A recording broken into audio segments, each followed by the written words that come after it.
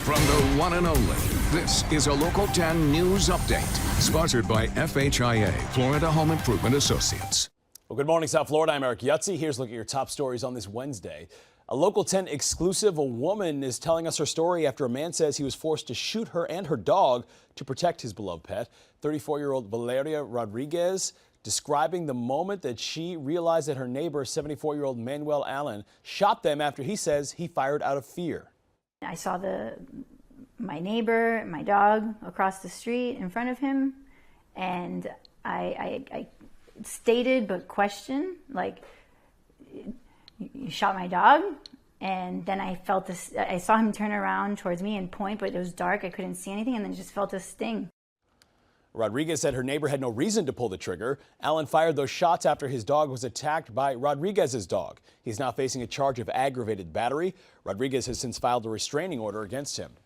A sewage spill leaving a neighborhood in Fort Lauderdale underwater. That rupture happening Tuesday in the Rio Vista neighborhood near Ponce de Leon Boulevard and Southeast 11th Street. Neighbors not only bothered by the creeping water, but also the smell. Crews, they've been working overnight, making repairs, trying to clean the sewage off of the streets.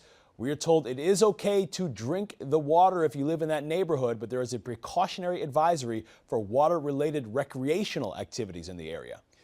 And family and loved ones saying their goodbye to the UPS driver killed in last week's police shootout.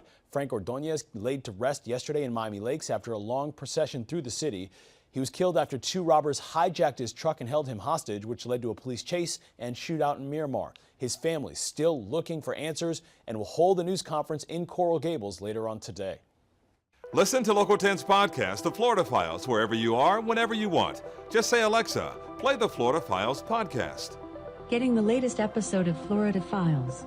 Here it is from TuneIn. Previously on the Florida Files. Or just ask Siri, I want to hear the latest Florida Files podcast.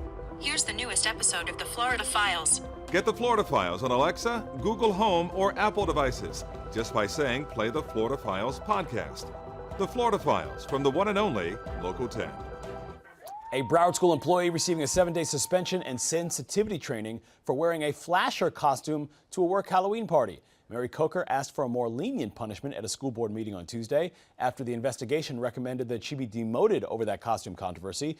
The demotion would have caused her to lose about $44,000 in pay, but again, she only got a week's suspension. As breaking news happens, we'll continue to keep you covered on air and online. Head to local10.com for more local news coverage and updates.